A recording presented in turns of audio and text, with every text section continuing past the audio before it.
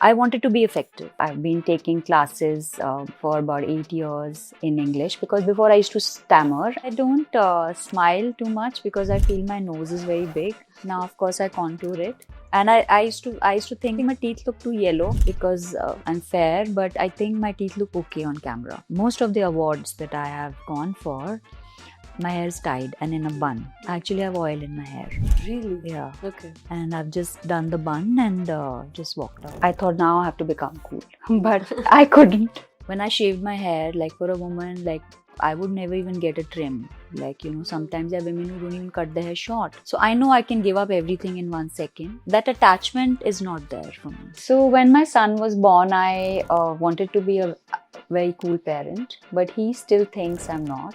He'll call up my mother and say, your daughter has lost it again. Secretly prayed that he doesn't get into films because it's a very tough life. All the Khans put into one is Aryan Khan. I think dating apps, maybe it's for people who are lazy, but it's also a very cool thing because suppose you're also shy, so it works really well for you, right? Yeah. I was invited to the Bumble and Bumble thing. When it started, I thought it was a shampoo thing. Polyamory depends.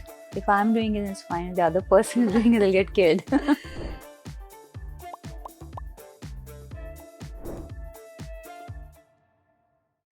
Welcome to Humans of Bombay, Shalini. It's so lovely to do this with you, and I'm excited to spill the tea with you. Great. Thank you for having me. They say that most of who we are as adults is shaped in our childhood or in our teenage years. These are formative years, right? So, what were you like when you were growing up? Give us a little bit of a picture of what that Shalini was like. Well, when I was growing up, I am an average student, and I learned early on that either you are super brilliant or you have to work very hard. Yes. So I learned to work hard because I had to make up for the intelligence that I had. So I said, if you want to reach somewhere, either you're blessed with like the most amazing brains, or you have to work diligently every day. So I learned how to work. I learned to go to a lot of classes. I'm very disciplined. I learned all that in school because I did a lot of sports. I did a lot of classes. My parents also were very strict. They were very disciplined. They were very particular about different classes. I used to struggle with math till the 10th standard, but I think math is the one subject I studied the most, and I used to barely manage to pass. What was I like? Though I was not a top student, but I was a teacher's pet. And I would often complain about people who were doing not such good things in school, and which I felt were not right. And I was quite, I didn't care, if they would come after me or something like that. So Yeah. And then how did you meet your husband, Sanjay Pasi? What is your love story? We love love stories at Humans of Bombay. So I was at a wedding, my friend's sister's wedding, and I was dancing and I was singing, and Sanjay's cousins were there at that wedding. And so they went back to their mom and said, we saw this girl at this wedding, and I think Sanjay Bhaiya and she should, meet up or whatever. And then his bua came to the wedding and to that mehendi function and asked me that, are your parents here? So I said, no, my parents will come in the evening. So Sanjay's family, they came in the evening for the Sangeet, and they met my parents there, and then this is how it started. Okay. And what was your first interaction with him like? What did you like about him? So I had, told my parents that I want somebody who doesn't drink, smoke, and gamble. Okay. So that was my condition. And my sister was very upset. She's like, she's never going to find anyone. And I said, because I don't drink, smoke, and gamble, so I don't want anybody who does the same. So that was my criteria. That was my criteria. And my father was pleasantly surprised that we found someone who didn't drink, smoke, and gamble. So initially, my father didn't actually believe it. That he said, I think they are probably lying, that, that's not possible in this day and age. So, but yeah. You're very close with your son, obviously. Yeah. And how is that relationship? Are you a cool mom, or do you have curfews and rules and things around that? So when my son was born, I wanted to be a very cool parent, but he still thinks I'm not. He still, I mean, I think he thinks that I'm a cool parent, but he doesn't say it. But sometimes he says it also. So once I told him, I said, Robin, my deadline was 5 o'clock. So he's like, wow, Nani was so cool. I was like, Robin, not 5 a.m., 5 p.m. So I had to be home at 5 p.m. Didn't matter where I was, whether it was a class, of course, I could stay later for a class, a dance class or maybe an art class, but not at a friend's home or not in school. I actually, Robin, I was born when I was very young. So we spent a lot of time together doing various sports. We used to go for ice skating classes, skiing, scuba diving, skating, lots of stuff like that. And because you're a single child, so for me also, like, I think, of course, we are friends, but of course, when I need to be authoritative, I am with him, Right. But then if I am like a little strict with him, then he'll call up my mother, then he'll call up my sister, then he'll call up my brother complaining, he'll call up my mother and say, your daughter has lost it again, So he used to be like 5 years old, and I would be trying to feed him something, and he would call up my mom and say, your daughter has lost it again. So I'm like, the quirks of it. Yeah. What about values? What is something that you try to inculcate in him or have tried to? I'm really grateful that he's got he's picked up great values from his father and me. And I always told him when he was young, I said, if you do good things, then everyone will say Robin is a good boy. But if you do bad things, they'll say the parents have not taught you anything. So before you do anything wrong, think that all the good stuff you will get the credit for, but all the bad stuff, it'll be on us. It'll be upbringing. And he's a loyal friend. He's somebody who's done so much for his friends. People call him up for things and they trust him. He's somebody who's very mentally strong and honest. I think honesty in this day and age is very important. Sanjay and I are very honest people. We are very loyal people. So I think it's kind of I think for me, honesty is the most important thing, whether it's in work, whether it's in relationships. Honesty and loyalty, friendship, those are important. Those are important, of course. When society defines the role of, say, a woman or a mother or a wife, it's very stereotypical, right? And there's a lot spoken about gender roles, what it takes to be a good mother or a good wife. What is your take on all of that? If you are a stay-at-home mom, everyone's like, oh, she doesn't do anything and she's staying at home. If you're working, they say, oh, she's neglecting her children. Women, of course, a woman's work is never done because as a housewife, you're working from morning to night without any credit, without any pay, I've been saying it for many years, but now I sometimes, hear it or somewhere written that actually a housewife's never really got a salary. Even your staff gets a salary, but the housewife who's doing everything from managing the tuitions and doing PR for the husband's company and doing the interiors and doing 100 other things is not really getting paid for anything or not even acknowledgement, right? And so that's why, like, so many countries in the world now they have aging population. Women don't want to have children anymore in those countries because it's they have to take a step away from their careers, and when they go back, everything is so different, and the paychecks, there's so much disparity even now. So and society, of course, wants to be liberal, says that it is liberal, but it is still not liberal, because I think it's a very, very, it's a slow change. The change is there, but the change is there in saying, but not in doing. I don't see the change in doing. Correct. Right? People say that we're very liberal and we are doing this. And when it comes to the big corporate, it's still pretty much the same. So I don't know, all this thing in the media and people like to say things, but when it actually comes down, that housewife is still struggling. Yeah, So, yeah. So when my series released, so many women, like I was traveling all over the country and also Middle East. I had so many women who, like I had this young girl who came with a grandmother. She says, my grandmother loves you because she wanted to be a dancer and she couldn't be. And when she saw you singing, she restarted her dance classes and. So I think they do so much for their family, but their own dreams are crushed. So. Yeah, absolutely. How did you arrive here that you just have to do what you have to do and people will say it? It's easy to say it, but a lot of people get really impacted when they're actually going through it. So my grandparents, actually, my grandmother lived in the society, but even when she went to say a wedding or with my grandfather, she would barely mix up with people. So she was there, but she would not really mix up. So I thought that was a very good way of being, because when she came home clean. Yeah. There was no malice. There was no. She had not gossiped about anybody.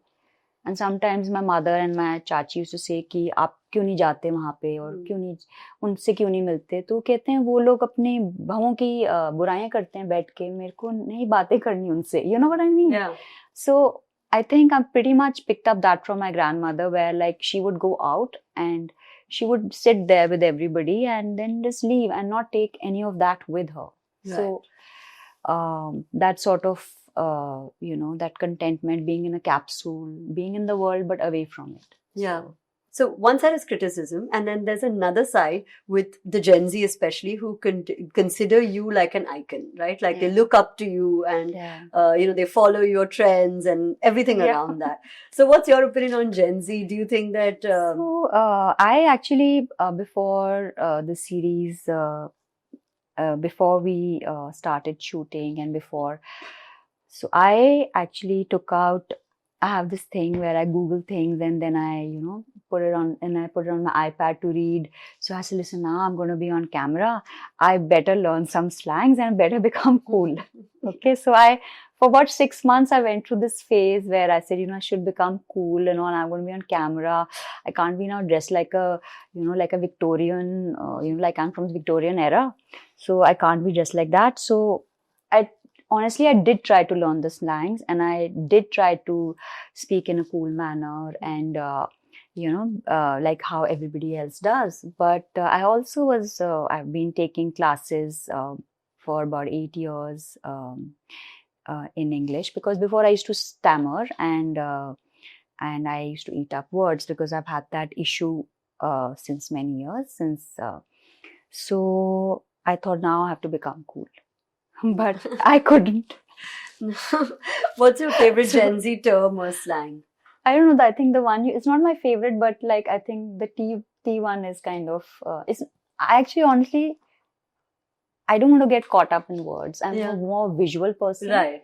So for me, it doesn't matter what you're saying. Correct. I'm very visual. For me, even like there were times when I could not express myself in words, but I could create a painting or create an interior which said a lot of things. So honestly, this is who I'm, this is it. Yeah. When you talk about Gen Z, something that comes up very often is like dating apps and finding love on social media or like the internet or things around that, right? And there's also so much about like polygamy, monogamy, all of those things. What is your thought on something that's in popular culture that's happening around the world, and you come from a very old school romantic love, where it happened in a very old school way. So what's your take on that? So I've learned a lot of the words from my son, and his friends when they're talking. Someone's on the back burner. So I said, meaning the back burner meaning like is there, but like we put that person on the back burner. Yeah.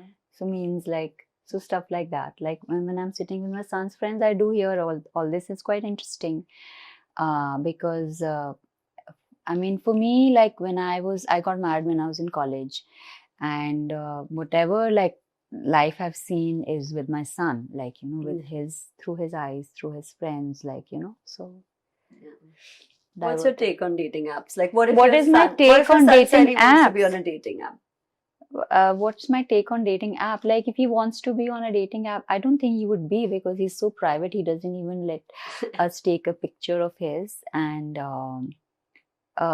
yeah, if he wants to be on a dating app, like, that's his thing. I think dating apps, I don't know, personally, it's like, I think it's a very cool thing, because yeah, maybe it's for people who are lazy, but it's also a very cool thing, because suppose you are also shy, so it works really well for you, right? Yeah. I was invited to the Bumble and Bumble thing. When it started, I thought it was a shampoo thing, like, when it's on, like, Yeah. I mean, it took me some time to realize that it was not. Yeah. It was a dating app. I was like, but ye Bumble kya hai? Okay.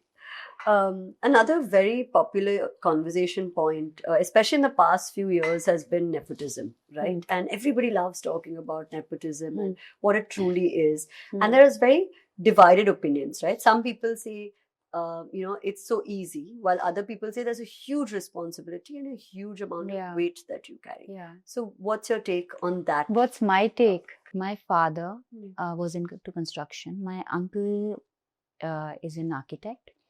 And my father used to paint, and that's how I started painting, And I wanted to be an architect, but I was not good in math. So what you see as a child, of course you want to do that, right? Yeah. But how good you are, and if you're successful, that's up to you, right? Yeah. Of course you'll have the opportunities, like if somebody's born in Bombay, they'll have different opportunities. Somebody's in Delhi will have different opportunities. So I think it's a debate where I think channels like yourself like to keep people occupied. And I think it's more about life, right? Yeah. And sometimes an actor's son doesn't want to be an actor. A film that has obviously broken records is Sayara. And, even on that front, like the same thing that you said, right? That you want to do what you see or what you grew up in a universe, but what you deliver is truly up to you. Yeah. And that film, everybody truly, it resonated that it delivered and it landed. Did you see it? And because you're friends with the family, how does that whole experience play out? So I think Sayara has been a huge success, and I think they've all really worked hard. And I think Ahan has he's very passionate about, like, he was very passionate about acting. Right. And and he's made it, and it's really wonderful. And I think that girl is just beautiful. Her face is stunning, and she's a great actor. And what can I say? They are talented and they are blessed. Yeah. And if they weren't, it probably wouldn't have landed the way it probably did. Of course, we see so many launches happening all the time, and I think they really deserve all the success and the love that they are getting. Yeah. And another release which is also so much spoken about is Aryan Khan's release and debut. Again, spoken about because he talks about the world that he comes up with. Right? Yeah. Have you seen the show? Do you think the world is ready for it? Because it's such an intimate take into Bollywood and the life that is. Well, I'm in the show. I'm doing a small part. I haven't seen the show. My family has seen it. And I think it's going to be phenomenal, because Aryan is so intense, and what I hear, he has worked really, really hard, and everybody is like, oh my God, it's going to be amazing. So let's wait and watch what happens. Yeah. And when you see this, right, like you see the kind of love that you can get, but also the kind of hate that you may get, because you just have very big shoes to fill. Yeah. Is that scary for you, for your own son? How do you feel about that aspect of the spotlight? My son is not in the spotlight at all. He never wanted to be. Yeah. And there was a time I secretly prayed that he doesn't get into films, because it's a very tough life.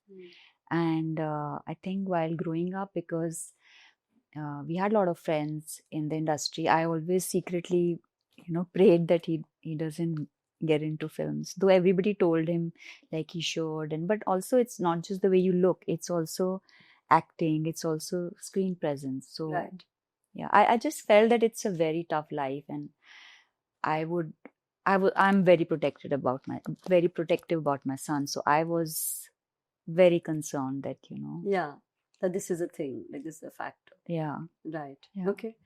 Um, when it comes to your son again, after your son left for university, you did a very different thing, where you were only black and white, where you had No, I shaved. was already doing that from 2012, 11, already doing that. What was the reason? I'd started shaving my hair, I think 2012, 2013. So I'd shaved a couple of times. And I'd sort of lost interest in, just lost interest in color. Okay. Yeah. And I just found it peaceful. I just found it easier because I was working also then. I just found it very tedious to, be with color. I just didn't want color. I just didn't want elaborate things. Yeah. And what would you term that phase? Was it just reinvention? Was it healing? I think it was healing because I think I had, we'd moved to our new home in 2010, 11. And I had worked for about 5 years where I was traveling all over the world and looking at stuff and, commissioning art, getting design pieces. I think I just needed to clear everything out of my head. And also, like, I had come to a point where I started questioning, that existential crisis that you have, that Yeah. why was I born? Was I born to, live in Delhi? Was I born to be, this person? And, and then I'd also as I had moved towards spirituality a lot at that time. Right. So I was donating a lot of things. I donated my jewelry, my hair, so like that. Yeah. And when did you become familiar with color again? When did you say, okay, now it's time? I think that was 2018. Hmm. 2018. It's like, yeah. What caused it? I think it was, I asked for revival. Like, I was like, now uh, I needed to just revive myself. I just needed to, just jump back into things. So, and Right. I did that. I did that with color. I did that with prints, with cuts, with jewelry, with everything. Yeah.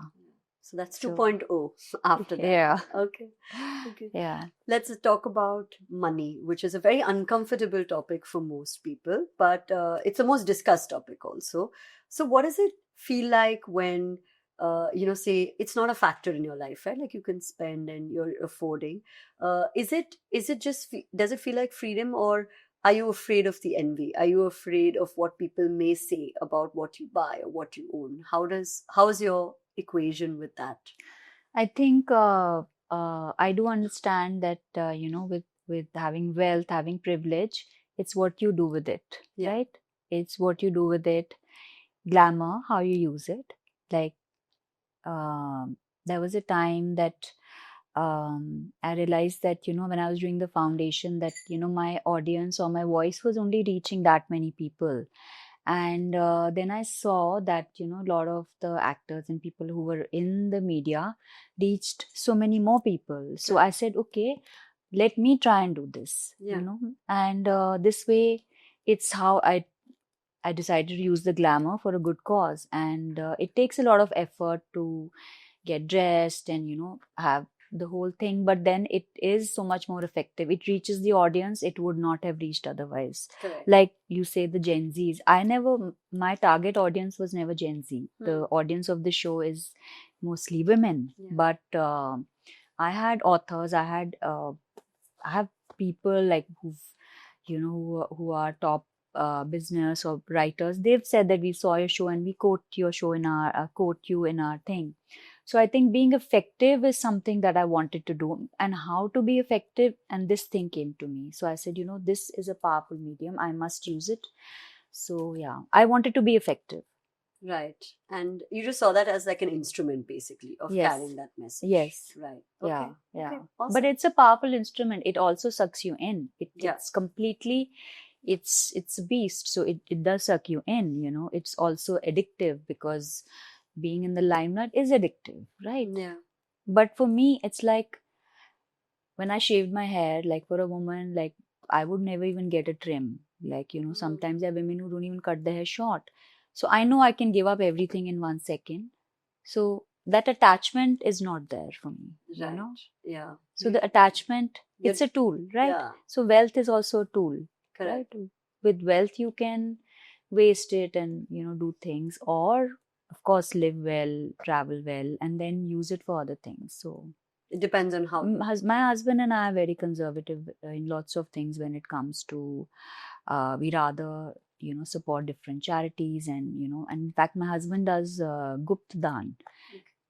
I talk about the work that I do, but he never talks about. For years, he's been doing Gupt Dan is something in Hindu culture, which is like when you do things, you don't tell anybody. Right. You just do it quietly. You do it quietly. But I used to also do a lot of Gupt Dan before, but then a lot of the organizations said that we want to put it out and you should put it out that you're doing this. So I said, but why? I said, because then we want other people from your background to be inspired and do the same. Correct. And that's when we had the MASH ball in support of UNICEF India. We had when we sent the invites out, so many people got inspired and started donating. So Right. it's a chain reaction. It's like a domino effect. So Yeah. Okay. It's a very interesting take. We'll go to the next section. It's a rapid fire. Yeah. And it's just your thoughts around things, right? Everything that we've been talking about, but just your quick thoughts on it. What's a belief you hold that shocks people around you? What's the belief I hold? Yeah. I think now they don't get shocked at all. They've learned to accept. Yeah, that it's not shocking. They've learned to accept because, first they'll say like, first they would question me, why this, why that. But now when I do something, they'll think there must be some good reason or something good will come. Now at least my family, Yeah. they don't question me for anything. Yeah. My friends also, earlier they used to, but now like they don't question me for anything. Like they'll say, like when I was going to do the series, I got so many calls from my friends like, don't do it, you're not cut out. That's not your thing, you're very simple, or so like you're not like very with it.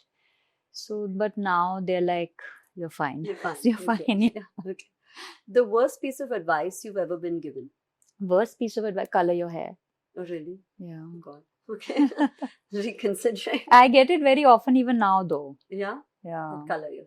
Color your hair is too dark and your face is too light, and I just don't want to get into a conversation. I want to tell them I want to have hair for the next 100 years, then have colored hair for the next 2 years. So, Yeah.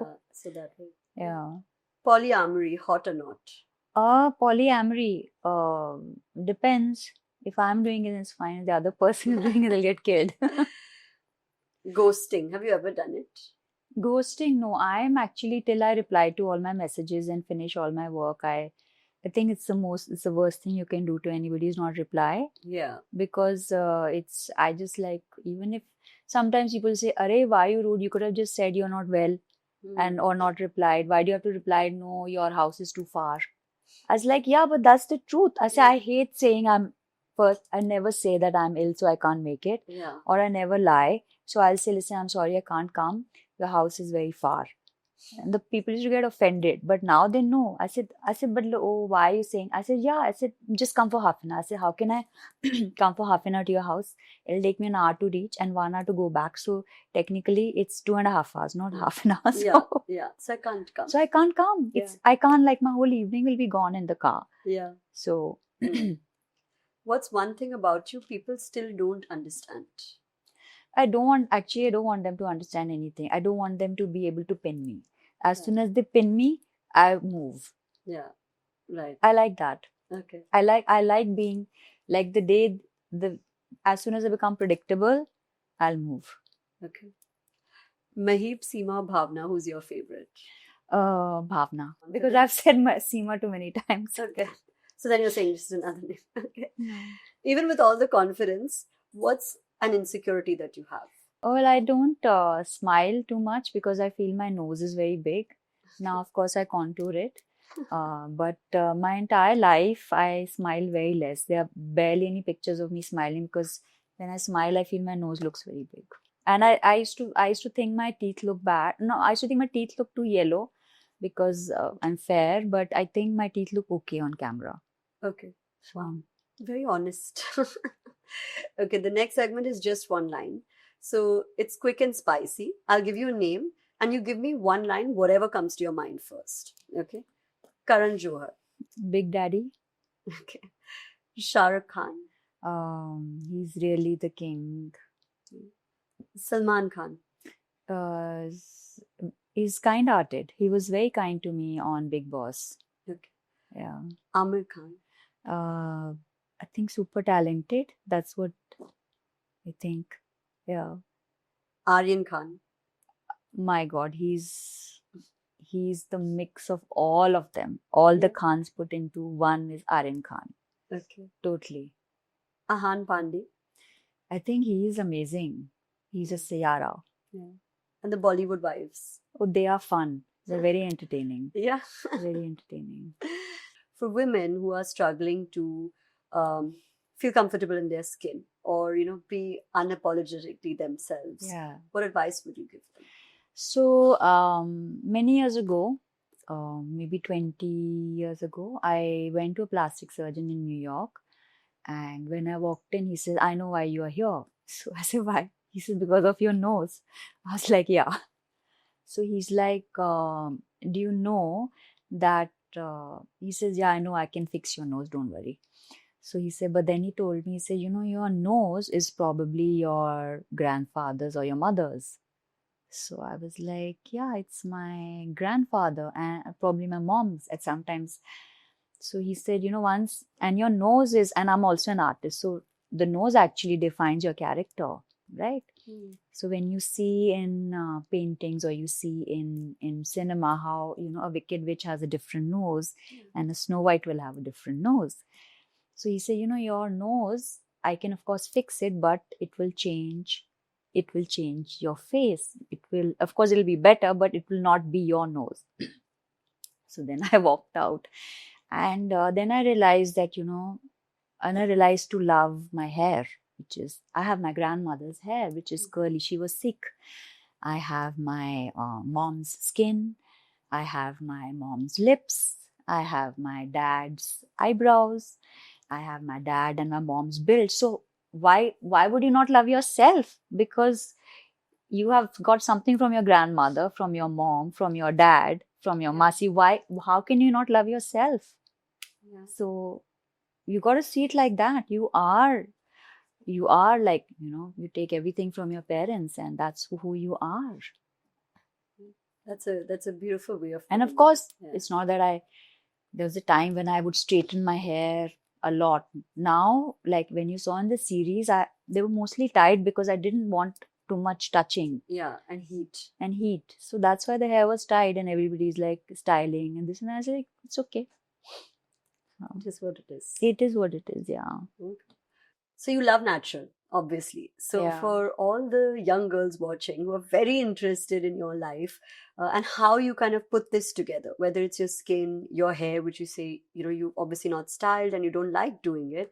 What's your routine or what's your secret sauce to glowing skin, to good hair? So I don't take any caffeine. Just during the show, I had like maybe 1-2 sips of coffee just because I used to take a flight in the morning and arrive. I don't take any caffeine. I don't take any medicines. I don't take any painkillers, and I don't color my hair, and I don't use perfume or anything with fragrance. Okay. And anything you do from a ritual And perspective? ritual perspective, it's like if I can't, I work till the last thing, and then after that, leave it to God. Yeah. And like I said, I don't hold grudges. I want to go to sleep peacefully Yeah. at night, so I don't hurt people. And that's it. Yeah. Okay. Yeah. So what's your morning routine and your night So routine? morning, I wake up in the morning, I do my prayers and my meditation. Then I have 1 shot of ghee or flaxseed oil, depends. I do it on rotation. Then I have nuts, like about this much. Then goat yogurt, oats. I've just stopped the raw food diet for about, my doctor said to stop it for about a year and then restart it because now it was not effective anymore because I had been doing it for about 8 years. What is a raw food diet? So I used to only take raw food till 6 o'clock. Okay. So only raw food, yeah. Like, what does that mean? So But what do you different mean? juices, different juice, not juices, but vegetables which are pulped, Hmm. or like a sprout juice or goat curd and stuff like that. Not So cooked. beetroot, not cooked, Okay. consuming just raw Wow. food, raw vegetables basically. Right. And so that I've stopped now, because my doctor said to give a break, because when you do something for a really long Yeah. time, it doesn't have effect. And so yeah, basically I think when I see young girls, they have such good skin, they put so much makeup, eyelashes, lenses, fake nails. I mean, I don't even put polish most of the time on my Same. nails. Yeah. So I think there's so much that, of course, outward appearance is important, and we do have everything, but you don't need to permanently have those nails on you. Yeah. And when I, like, after a shoot, like literally, like I just wait to put oil on my hair. I love putting oil. So like if I'm not shooting, I'll have oil on my hair. And if you see some of the recent most of the awards that I have gone for, my hair is tied and in a bun. I actually have oil in my hair. Really? Yeah. Okay. And I've just done the bun and just walked out. So yeah. Okay. And what about at night? Anything you do? At night, of course, I meditate before going to bed, and then I try to not eat anything after 6:37, because you want to have a peaceful sleep. Yeah. Because if your your digestive system is working, then you can't sleep properly. So, And anything special you do for your skin at night? Skin, of course, I never go to sleep with. Of course, I wash my face 3 times a day.